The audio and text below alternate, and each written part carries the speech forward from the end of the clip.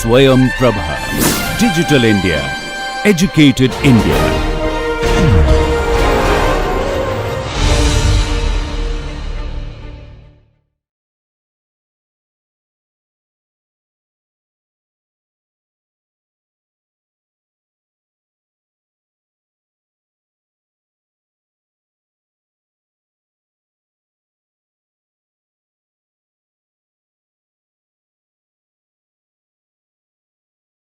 Hello and welcome to Marketing Management, a VUCA perspective, and we are discussing core concepts. Now we have entered the realm which is central to all of marketing, the brand itself. We have discussed a lot about how brands get created, what value they bring, the equity that brands carry with themselves, and how they actually matter in even the valuation of organizations and the kind of monetary support that they can give to the organization in the previous conversations. Now let's look a little deeper inside the layers of branding and understand how to create one which is very resilient, which appeals well to people, and it really is a celebration of what consumers and brands think together. In the words of a very established brand designer, Paul Rand, he says, design is the silent ambassador of your brand. So Paul Rand has been credited with the development of very iconic brand logos and identities, including IBM and Microsoft. So Paul Rand is the person we want to emulate in this particular thought process and look at whatever we have to within that particular space. So like we were saying, celebration is what brand design can help achieve a brand within its consumer tribe, and design accentuates and underscores the presence and impact of a brand in the life of its intended consumer audiences. So therefore, with that thought process, let's look at designing robust brands. Strong brands are completely intertwined with design, and therefore the art of brand design becomes central to the evolution of any effective and popular brand in the world. So comprehensive guide is presented here on building strong brands. In today's competitive marketplace, effective brand design is crucial to achieve that kind of lasting connection with your end consumer. And this is where we explore how we build that brand equity through strategic positioning, powerful brand mantras, and carefully selected brand elements which exude that kind of thought process, that central identity of the brand to consumers. We will look at companies which have been successful in doing this, like Nike, like Disney, and others, which have crafted their brand identities and created unique market positions for themselves. And we will help you define the brand's essence by choosing the right visual elements. This presentation will actually help create actionable insights for brand development and management. So how does one create brand equity through strategic positioning? First and foremost, like we've always discussed, the purpose of a brand is central to its existence. Why does a brand walk amongst us? Why does it interact with consumers? Because it solves a particular purpose for itself as well as for the consumers it adheres with. So there is a certain kind of consumer perception around that particular brand, and the brand equity is built by creating the right brand association in consumers' mind through all related activities and contacts and touch points. Here, there is a certain residual mental positioning you leave behind the consumer with, and that successful positioning guides the consumer to think about and relate with the brand in the marketplace vis-a-vis whatever else is available from competition. It also helps establish a particular relationship with that particular brand, and every interaction, every interface, whether it is marketer initiated or not, contributes to the consumer's interaction, relationship with the brand as life goes on. So at the end of the day, amongst all of these factors, there is something which is core, central, which is what consumers understand the brand with, and that is something called the brand mantra. What is a mantra?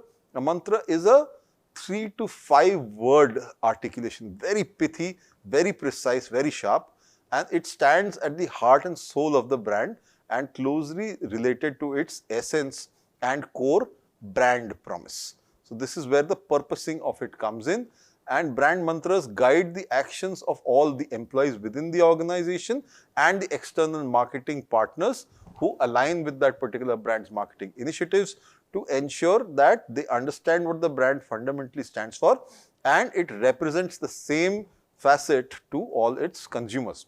Why is all of this being done? Because it is intended to create a certain amount of impact. That impact actually provides guidance and product introductions, advertising campaigns, sales channels, and extends even to unrelated decisions like office design, customer service protocols, service level agreements, and even to the kind of energy nowadays that you will bring into play. Because all of these choices, they actually showcase what kind of a person you are. And like human beings, brands can also become entities or they can have personalities, and that is precisely where the impact and the way your end consumer looks at you as an entity, as a sentient organism, is something which is pushed forward through brand design. Brand mantras shape the business decision making format. They provide first and foremost a mental filter.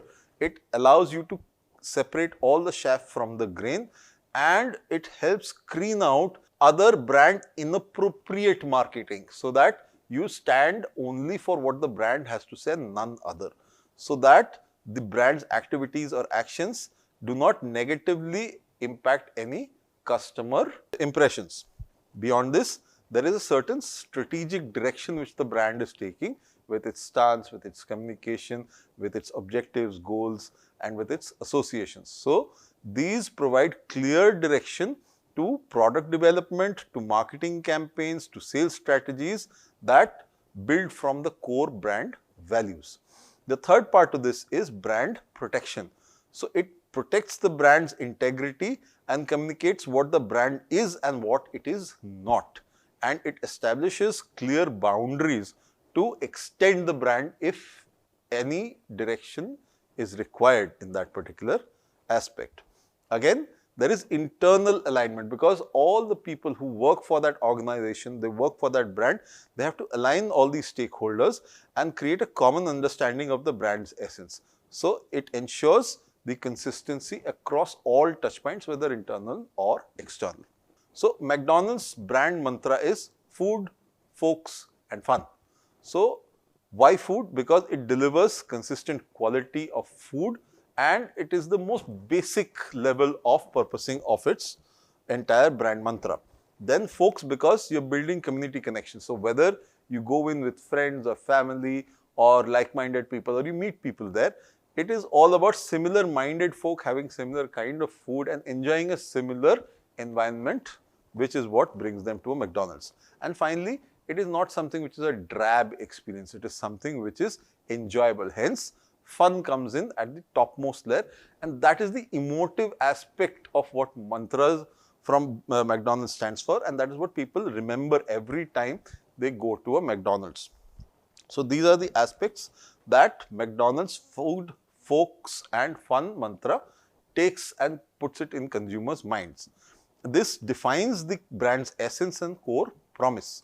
The simple yet powerful 3-word phrase guides everything from restaurant design to menu development and its marketing campaigns, and ensures that every decision, whether you are in New York or New Delhi, your experience of McDonald's delivers on these 3 fundamental brand values, and you have a consistent brand experience wherever you are in the world. Now, Nike has a brand mantra, authentic athletic performance. Now here, mostly because it starts with running shoes, Nike began with a focused product line of innovative running shoes that embodied authentic athletic performance.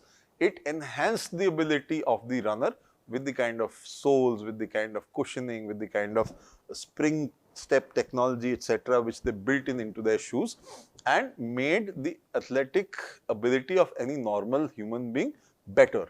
So their shoes were athletic to begin with, and the brand expanded its footwear offerings while maintaining its commitment to performance driven design, because it was all aimed at being athletic. The entire apparel which Nike sports is also athletic in nature, and it expanded into this clothing space and maintained the same rigorous standards for innovation, athletic functionality, even in the new extended product set that it offered. And the equipment that it further went into, it also captured all the equipment, accessories, etc., which remained guided by that particular athletic and authentic athletic performance mantra and personality. So that is what continuously was at the core of Nike's offering. So let's understand how a brand mantra, let's take Nike's example and see how it guides product development.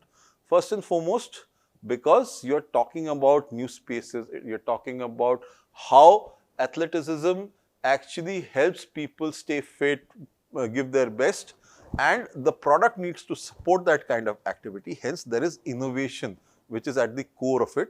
So, all sorts of products are created with genuine athletic benefits. That is at the first and foremost basal layer of what Nike does in its products. Then there is authenticity that ensures the products meet real athletic needs. So, if an athlete were to use it, they would benefit from that product. The third part is performance, because when you are doing a certain activity, you should excel at said activity, and hence there is a focus on functional excellence. And then finally, you help them filter out whatever is not Nike, and hence you reject products that won't align with that particular mantra.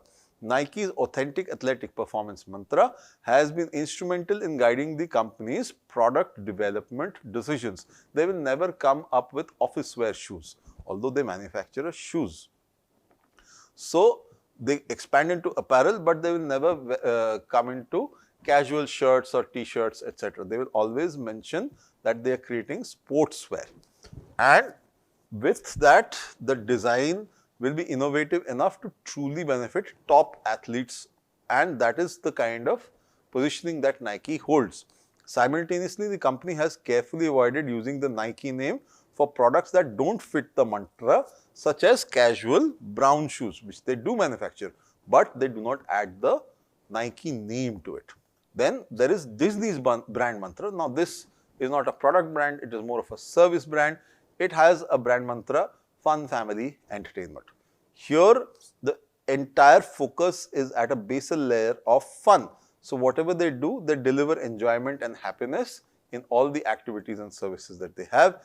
And the focus is clearly on family. So, they want the entire family there and together having fun.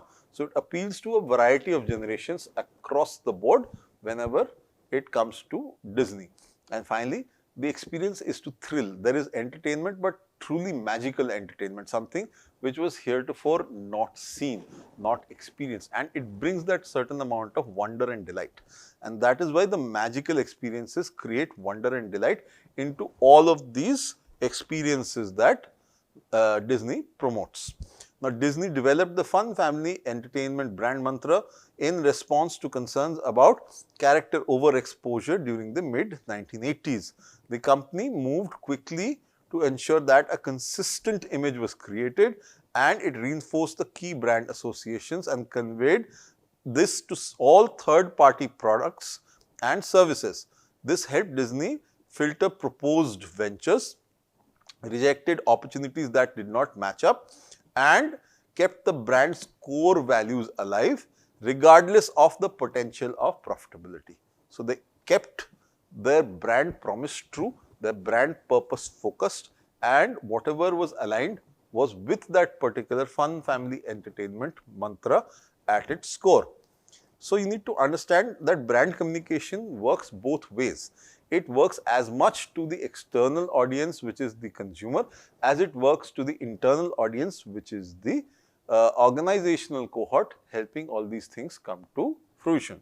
Now, internal brand mantras are designed with internal purposes in mind, guiding employees and partners in the decision-making process. For example, Nike's internal mantra is authentic athletic performance and directs product development and marketing strategies. These mantras are typically not directly communicated to consumers, but inform all the brand's internal activities. Whereas, when you talk about external brand slogans, Nike takes the brand slogans that are crafted to engage consumers and communicate the brand's essence in a very easy and memorable way. So, Nike's slogan therefore is just do it, and just do it propels people to action, and that action is the cornerstone of any athletic achievement because they have to start somewhere, and that starting point is the springboard which Nike provides with its products.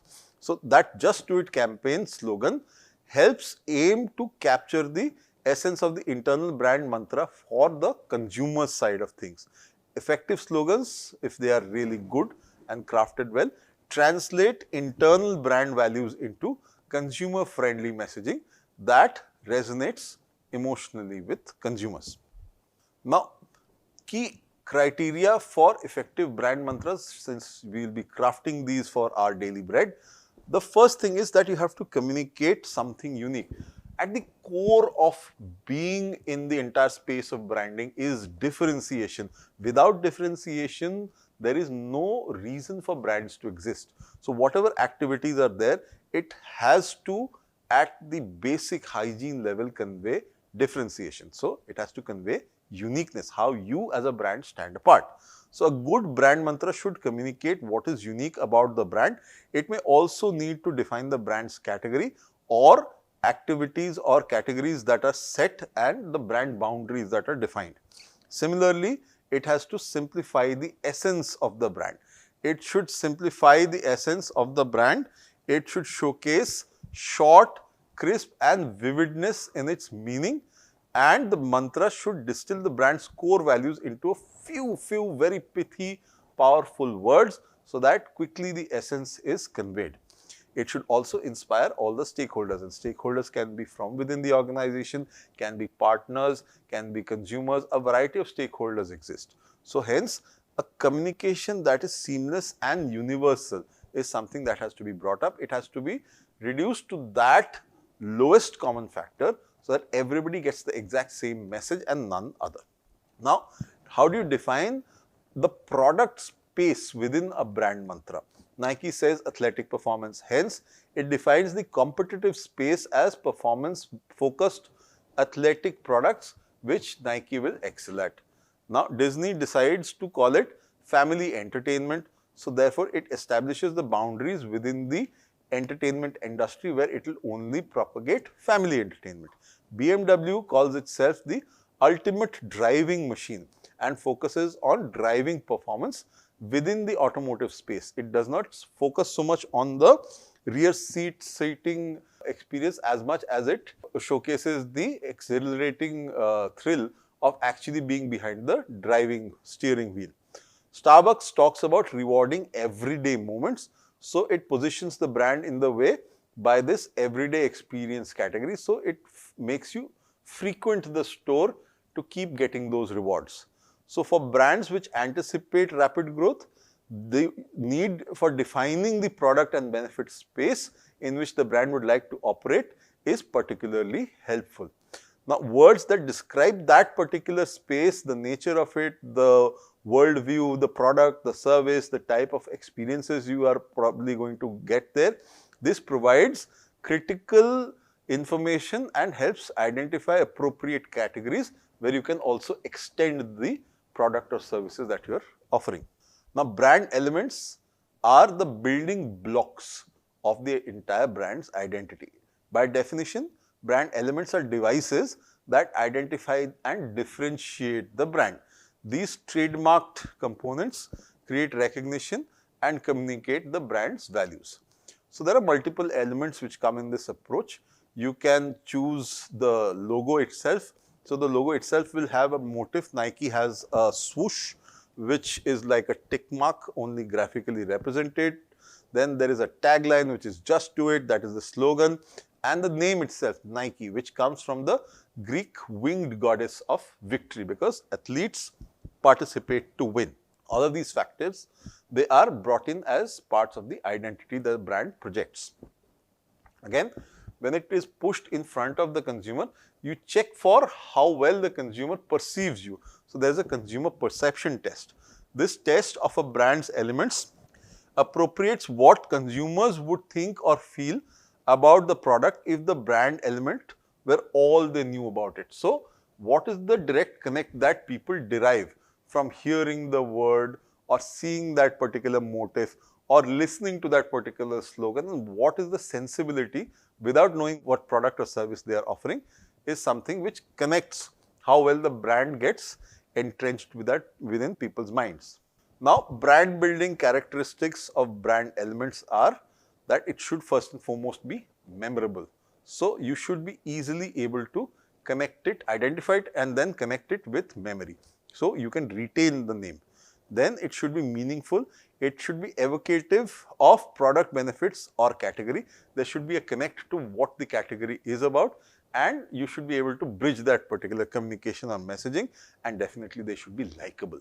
You should not have problem liking that particular output. It should relate to you and should also be available readily. So you should have a URL, for example, Nike.com. So you should easily be able to grab that if you are having a brand name called Nike. Similarly, brands like Flickr, Instagram, Pinterest, Tumblr, Dropbox, these are new age contemporary names. They take on with the current naming scheme that is popular, and they also connect with the activity that each of these particular offerings does.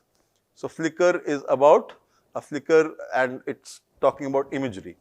Instagram is about instant messaging across, and with that it's a picture postcard, so it's like a picture telegram that way. And then Pinterest is you put a pin board of things that you like according to your interest. Tumblr helps you tumble into a subject. Dropbox is like you put stuff and send that box across. So there are various ways that brands connect to consumer understanding very clearly and quickly. Now, there are certain defensive characteristics which are built into brand elements. They are transferable. So first and foremost, you can introduce new products within that particular umbrella, and which can be in the same or different categories, but the brand equity across geographic boundaries and market segments exists. So therefore, transferability is a big bonus. The second part is adaptability. So you can easily adapt to remain contemporary with current brand recognition, and logos can again be refreshed over time, and Shell has done it about 10 times in the past century. So they can keep adding, tweaking, removing layers, building more detail in, etc., and keep themselves relevant. And finally, it is protectable because it is a legal entity, because you can have that trademark work to your favor, and it is trademarked and mentioned to your name. So therefore, it helps you keep brand distinctiveness and does not allow any generic usage across categories because you have trademark rights to it. Amazon is a case in transferable brand elements. It was started in 94 as an online bookstore, but by 98 it also got in music and video as items that were put under the entire Amazon name. In the early 2000s, you had general merchandise also coming in the entire offering set. So the brand continues to expand and keep adding more and more things. In 2006, they introduced cloud services. Now, this was a huge leap from where they were originally as bookstores. But since they were in the online space, it was natural for them to vertically integrate and add more services as they went along. Now, cloud services expanded the usage of what was possible to do using the internet's capability, and they started adding more layers, and since 2006 they have added layers in AI as well. Nowadays you can type text in and Amazon's Polly converts it into voice. Now you can actually choose voice from across a variety of geographies, across a variety of genders, across a variety of voice textures. So you can build it in the way you want it. So a lot of flexibility, lot of capability has been built into the entire system, and there are various other benefits which you can utilize when you use the services from Amazon Web Services. You can host your website, you can run emails, you can run campaigns, you can run performance marketing, a variety of things comes to your control. So Amazon helps you do all of these things, and they started managing the entire thing right from the start. So they did not call themselves Books Are Us, because that would have been extremely limiting. So they would have been stuck with selling books only. They couldn't have sold cloud services at a later date with that particular brand name. So choosing the name of the world's biggest river allowed the company to grow into its now staggeringly diverse range of products, and it now provides anything from books to cloud computing services. The swath of products and services that it provides is staggeringly large. So that is how Amazon has moved since. The more number of brand elements are there, it actually shapes the consumer decision making process as well. First and foremost, the thing that is driven, because today and going further into future, even more relevantly so, attention is going to be at a premium, especially from consumers. So there are distinctive elements which capture consumer notice. Now, if you were to take a Coca-Cola bottle and you were to smash it, there would be shards of glass. Now, if you picked up the pieces of glass, most people who have been exposed to the Coca-Cola brand would be able to look at those individual bottle pieces, and from even smaller pieces understand that this used to be a Coca-Cola bottle to begin with. So this is a concept called brand smashability. The better the brand is defined, the more its individual constituents, even though not fully formed, will give you a current telltale answer that this was the brand that it was being represented by this piece of element. That is the amount of ingraining of information within consumers' mindsets that Coca-Cola has managed to do. Even that smallest attention to detail has ensured that people will pick up a shard of glass from a Coca-Cola bottle and tell you it belonged to a Coca-Cola bottle to begin with. That is what the recognition of a brand looks like, and gives you familiar elements which trigger brand recall. That is the power of having a powerful brand. And therefore, the moment the trigger is activated, you associate Coca-Cola with a variety of elements. So you elementally connect it with cold drinks, with refreshment, with joy, with friends, with a variety of occasions, with a number of things you can mix with the drink, and so on and so forth. So that is typically how elements connect to brand meanings and define it for individual customers and individual geographies and a variety of target audience segments. It also pushes you towards purchase. So which means the more there is recall, the more there is association, the easier it is for the brand to get you as a consumer to buy in. And that typically ends up as influence, and that happens during the buying decision phase. So brand elements play numerous brand building roles in consumer decision making. If consumers don't examine much information when making product decisions, brand elements help to recall easily and inherently describe what the product is and persuade the person to buy. And this likability of brand elements can also increase awareness and associations, making them more influential at the point of purchase, which is when the wallets open and the money comes out. So you need to balance the meaning and flexibility in brand elements. How do you do that? You take a certain brand and understand the concrete meaning that it tries to convey first and foremost. Brand elements with specific inherent meanings can immediately communicate product benefits and positioning, because they have managed to cover that meaning over a long period and association, and consumers now know of it, they accept it, and it is stored so well in memory that it is instantly triggered. You do not doubt that particular association. For example, if you say Die Hard batteries, you clearly communicate durability and relatability. Now, Die Hard is something which automatically gets all the resilience part of any character out there in public view, and batteries automatically associate that they have a longer life which they power your devices for. And this is where the advantage is that instant consumer understanding of what the brand promises with that cultural context is easily understood. It is difficult to make this battery go dead, because that is typically what happens when all of its power gets consumed. So if you take the battery going dead as the piece of communication which the product is fighting, then the product is providing the promise of staying alive till it gets your device to do the job it was intended for. And that is what the battery finally promises to provide. And this is where batteries like Energizer, Duracell, etc. try and win the space. They compete very fiercely here. The challenge here is it may limit future repositioning or category expansion, but as long as you are selling batteries and this is the commitment, then you are pretty good to go. Now, there is some amount of abstract flexibility which is here. Now, brand elements with less concrete meanings offer greater flexibility for evolving the brand over time. Now, here Apple, for example, has no inherent connection to computers or technology.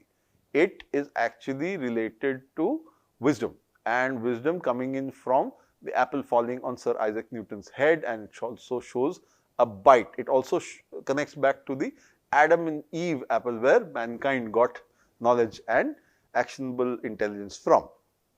So the advantage here is it is adaptable to changing markets and new categories, as long as the core brand promise of intelligence, innovation, etc. are being met. So here the challenge is that it requires more marketing investment to establish why that meaning sets in and how it relates to that particular product or service. But over time, because Apple first started with computers, then moved on to the music format, then you moved on to phones, then tablets, and back again at various computers, various other wearable technology, etc. Now TV, Apple has got the tech space completely closed in. So any tech innovation will be widely accepted coming from the house of Apple. So with all of these thought processes, you've got the power of symbology. The brands have symbols, they have motifs, they have designs, they have logos, they have visual elements, they have color schemes. All of these things remind you, they associate your mind as a consumer with that particular brand for a specific end purpose. They showcase at times symbols of strength. So many insurance firms use symbols of strengths to be their brands, such as the Rock of Gibraltar for Prudential, the Stag for Hartford. For India, you've got support of two hands in the LIC logo. So all of these factors showcase the strength required to support, and that is what insurance is all about. So these key visual elements communicate stability and reliability in a category where it is all based on trust. Trust is paramount, it is central to that particular industry. So hence you have to connote the strength to be able to showcase support, and that is typically how it functions. These are symbols of security. Other insurance brands opt for symbols of security and protection, like the good hands of Allstate, the traveler's umbrella. The umbrella again is a covering and provides shelter, and the hard hat of Fireman's Fund. These visuals instantly communicate the protective benefits of insurance. India typically has hands in a variety of insurance symbology, so it showcases it through that. Now there are various symbols which evolve also over time. So logos can be updated to remain contemporarily viable while maintaining a certain ability to recognize them, because consumers need to know who you are. You can't suddenly appear in a different guise and be given the same kind of accosting by a brand, by a consumer who hasn't been able to recognize you from what you were wearing the other day around. So the Shell logo has been updated about 10 times in its past, and that's just the century, and it demonstrates how visual elements can evolve while preserving the brand entity. It preserves the core of it, but gives it contemporarization given the kind of life and times it is currently living in. And there is a huge strategic value for brand slogans because they support the messaging, they talk about the brand purposing, and they showcase why it works and where it is evident.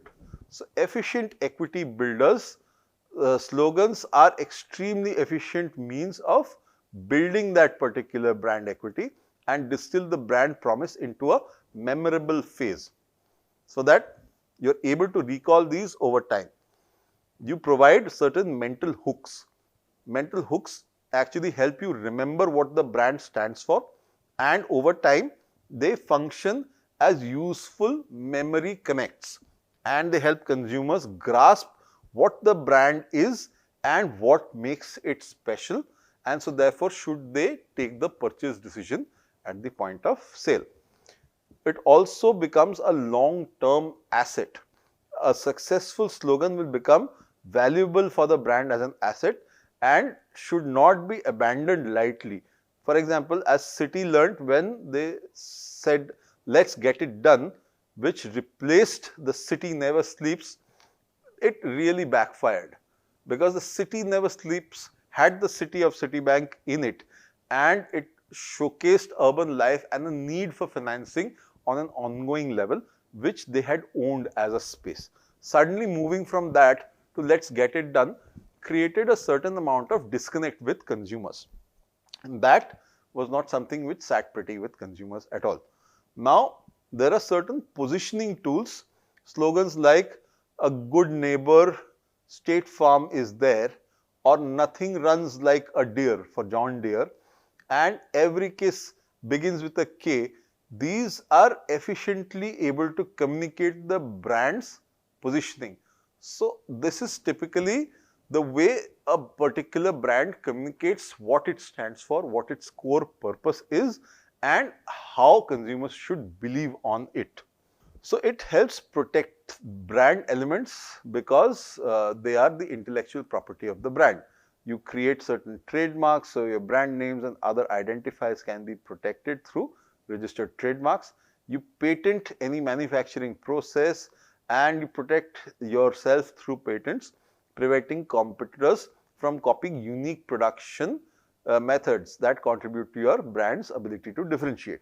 Also, you can copyright your packaging and creative elements so that you can protect whatever is proprietary in terms of design, in terms of the visual identity, in terms of the way you and you alone should be identified as a brand. These intellectual property rights ensure that firms can safely invest in their brands and they can reap the benefits of valuable brand assets. Without such protections, competitors could freely imitate successful brands and diminish their distinctiveness and value in the marketplace. Now, you can choose a host of people to represent you in the form of celebrities, or you can create certain celebrities who are at a limited cost. They stay with you as an organization and they increase the value of their presence for the organization as they go along. These are the brand characters or mascots. You've got the Michelin Man, the Pillsbury Doughboy, the M&M's characters, the tiger from Cheetos, and Geico for insurance. Now, brand characters represent a special type of brand symbology. It also helps identify what the brand is, what is the communication, what is the category, etc. And these typically have human characteristics that enhance their likability and tag the brand as interesting and fun because of their natural, vivacity. The consumers can form bigger, easily repeatable relationships with a brand when it is represented by a human or other character. These characters are typically introduced through advertising and often play a central role in campaigns and packaging designs so that they are visible and ownable from a distance. So, why do you put in brand characters in marketing? The benefits are instant enhanced likability, like we were talking about. It is also clutter built. It defines you differently from whatever else is there in that particular category. Then you can also use these to soft sell your communication without having to shout much. So, characters can communicate the key product benefits in a soft sell manner that feels less intrusive, and it is better than direct marketing messages, and it avoids a spokesperson's risk. Now, let's say you bring on a particular celebrity as a spokesperson. That celebrity has a certain human nature, and if they fall out of grace with the audience or with you, then there is a chance that your entire investment in them will go awry. So that is why they don't demand any pay raises, they do not misbehave, and they do not consistently provide brand visibility, and their fortunes are also linked to yours. So it is better to create your own mascot and use that as a brand visibility generator. Brand characters exist in the digital age. Now you will have about 1 million plus Facebook fans of Mr. Clean, which has amassed over 1 million Facebook fans ever since entering the digital space. It actually saw 57% engagement increase because social media engagement happened where brand characters were featured. In 1957, characters were created, but they're still working. So Mr. Clean was first introduced in 57, but it has been demonstrating the lasting power of effective brand characters since 57 and has been showcasing the opportunity to showcase the brand's personality and facilitate consumers' interactions across platforms. First, it may have been print and then video on TV, and then later on, now it has entered the digital and social media space as well. So, Mr. Peanut in viral videos even led to introduction of new peanut butter line, showing how digital engagement with brand characters can drive product development as well. So, all of these factors have been helping brands create more and more engagement over time, and therefore, you must look at creating all these facets of brand equity, and you build them through secondary associations as well. Now, what does secondary association mean? You have primary brand knowledge, which is direct brand experience and marketing. The secondary associations are links to other entities and other information which boost the remembrance and the mental connect with the brand. This leads to enhanced brand equity. It strengthens the brand through borrowed associations. So, for example, if you want to build strong brands, marketers can link brands to other meaningful information in consumers' memories. These linked associations become secondary sources of brand knowledge. This approach can efficiently and effectively strengthen a brand by borrowing equity from established entities which may not necessarily be brands unto themselves, though it carries the risk in negative events affecting those entities, and it may transfer that to the brand as well. So, what are the sources of secondary brand association?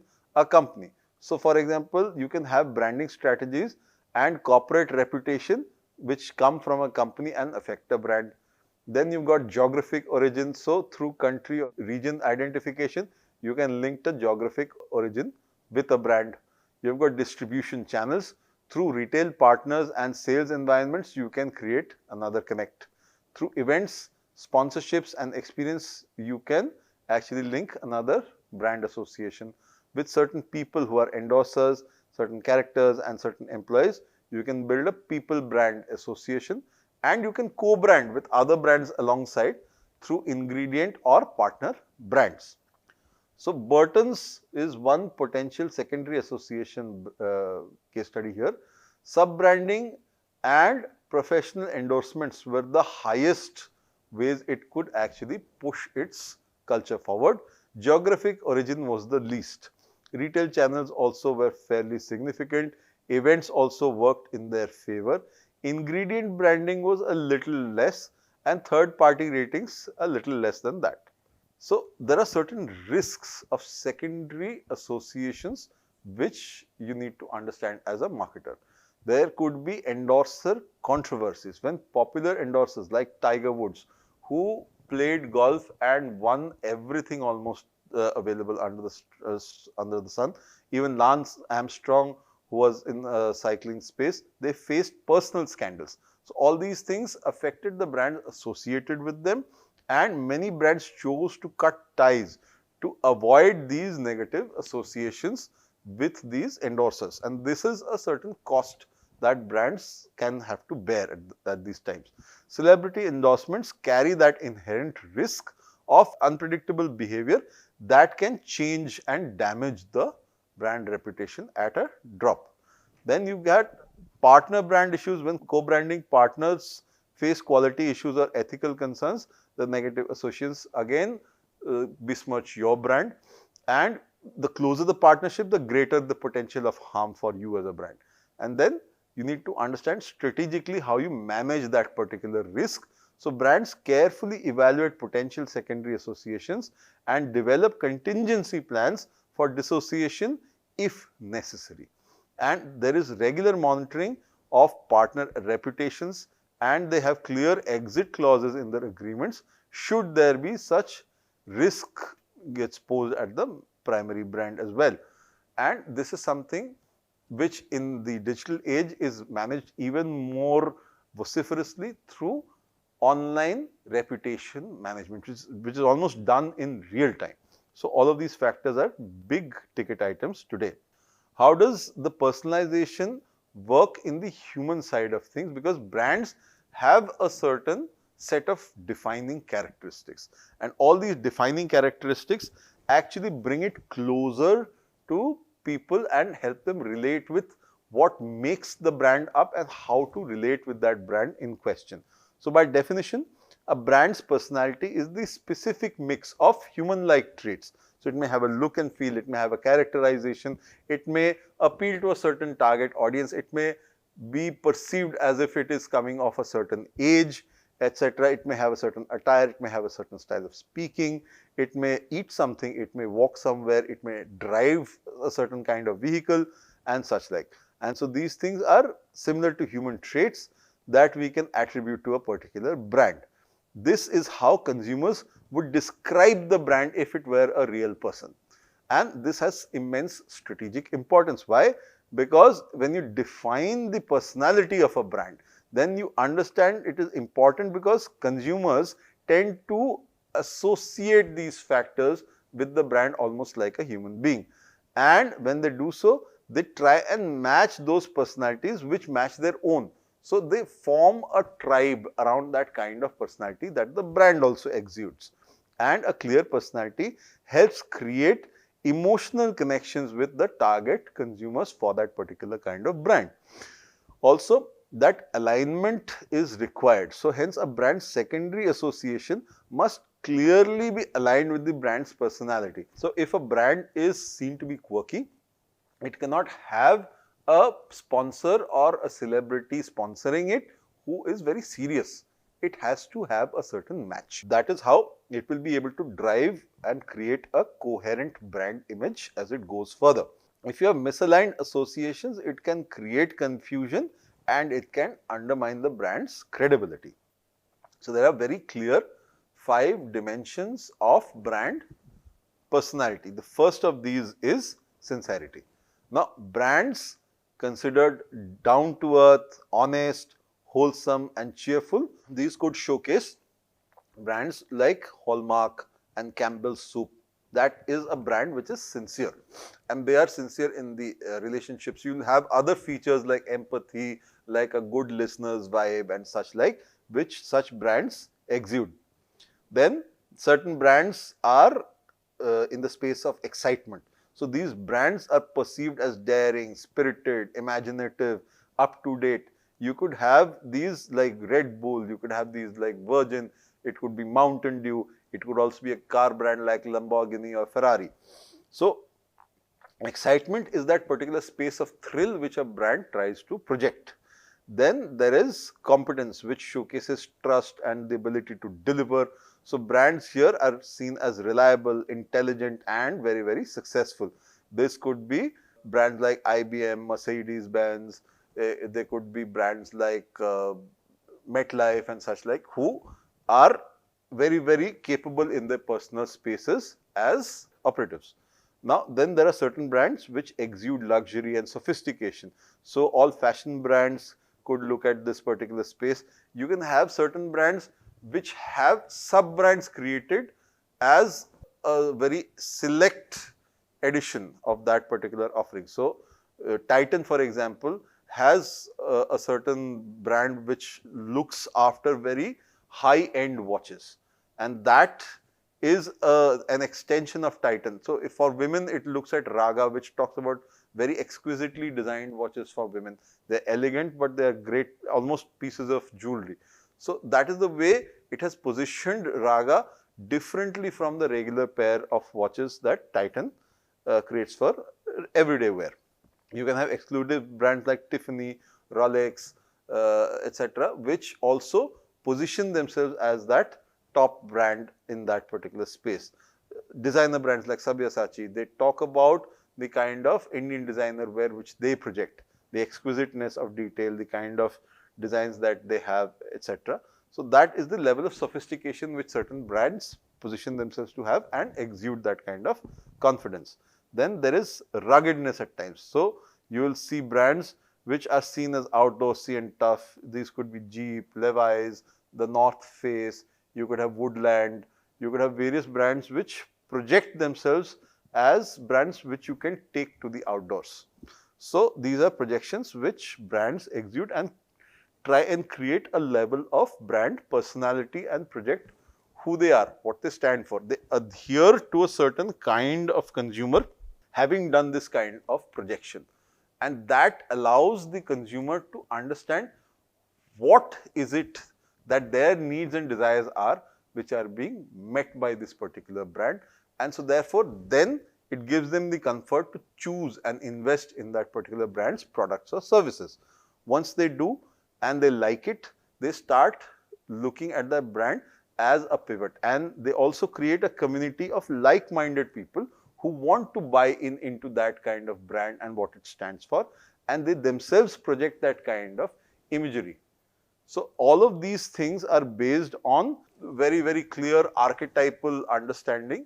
If you read psychology, you will find Carl Jung's archetypes, and you have 12 of those.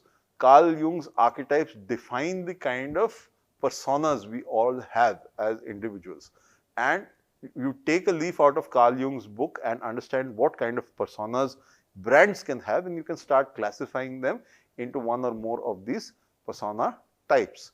That gives you a defined path to how to explore the identity and how the brand projects itself with consumers and the kind of audiences that align with that kind of thinking, with that kind of projection.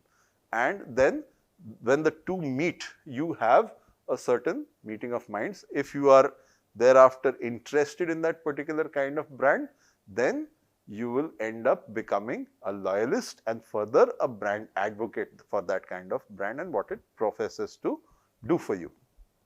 A lot of brands create tribes like this. For example, Harley Davidson has got a Harley owners group or hog club. So, they create those particular groups of Harley owners who have that particular kind of looking like outlaws kind of a lifestyle. They look rugged, they go out on these huge rider groups, but actually they are also normal people from normal life. They do have normal jobs and they do normal things. But when part of that group, they have a certain identity, and people who associate mentally and emotionally with that kind of an audience, with that kind of persona, they want Harley Davidson to be part of their lives so that they can feel that they have owned a piece of that identity as part of their own lives, and they have contributed to achieving a certain life goal and have projected a certain part of the personas with like-minded people from other walks of life.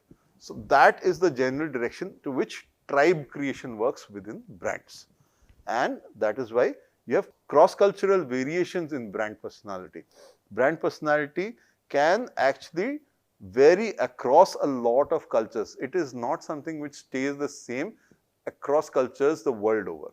So, if you look at examples like this, a cross-cultural study found that while sincerity, excitement and sophistication applied in Japan and Spain, peacefulness replaced ruggedness in both countries, because when you went outdoors, it was not for the rugged man against wild kind of experience, but more It was to step out of the hustle bustle of city life and go into a moment of inward looking peace and calm.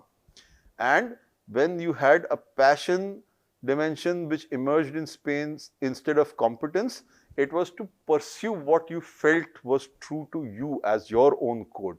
Research in Korea revealed that there were two culture specific factors: passive likableness and ascendancy, very typical of Korea, and these reflected the importance of Confucian values in Korea's social and economic system. So, at the end of the day, narratives are built by the history and the culture of any particular demography, whether you put it at a larger country level width or you take microcosms of it in regional aspects. The culture of a place, the way it has evolved, is something which affects people's decisions, their belief systems, and what they are going to do when they are faced with certain dire or decision based questions and posers in life. And that is typically when all these factors come into play and people respond to certain things in their directed, generationally learnt ways. What they have learnt across generations is what they will apply instinctively to the situations that they are facing. And that is how their responses will get measured. With all of these things, you will find that you may have to take a central viewpoint on your brand, the kind of personality that your brand will drive, but then expand it and keep it malleable enough so that you are able to tweak it. So, if you look at people who are promoting and are becoming spokespersons for your brand, you may probably in India, for example, you may have to take different spokespeople in different regions of the country because of their popularity and how they appeal to the masses so that they drive the vision of your particular brand in that particular regionality. And that is how you will be able to push the envelope. And if you have a brand mascot or a character, then that character will have to start taking nuances of the individual specifics of each region, maybe get into the vernacular, maybe pick up certain customs, maybe showcase certain local festivals. There will be various nuances through which it will have to personalize itself to requirements. So, these are typical ways through which we can explore how brands and their identities appeal to various demographies and their segments within and target audiences that are born out of all these scenarios. So, with that, we come to an end of this conversation. We will take up brand hierarchies and constructs and understand how the rabbit hole goes upward and downward when it comes to stacking brands up, which will be part 1 of a 2-part mini series in the next conversation. I will see you then. Until next time.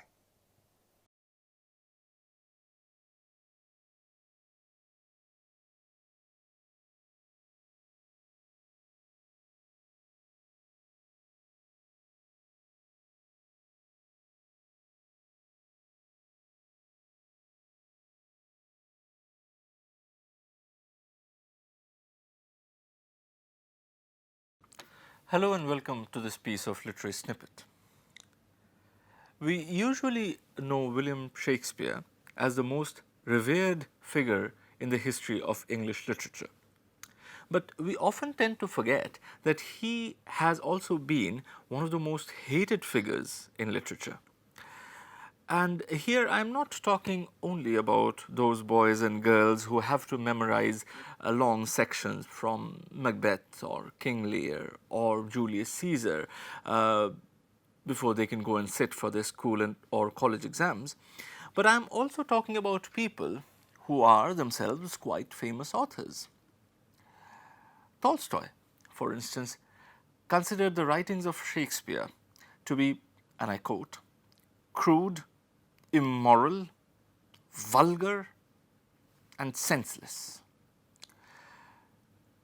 George Bernard Shaw absolutely loathed Shakespeare, as he did Homer. But perhaps no other criticism about Shakespeare is more damaging than the one which says that Shakespeare is a marvelous storyteller, provided someone has told him the story earlier. Now, this piece of criticism is particularly damaging because it is true. None of Shakespeare's plays contain any original story whatsoever. They are all written using pre-existing materials, pre-existing stories. Now, does that diminish the stature of Shakespeare as a dramatist? Well, I'll leave that for you to decide. See you in the next episode of Literary Snippets.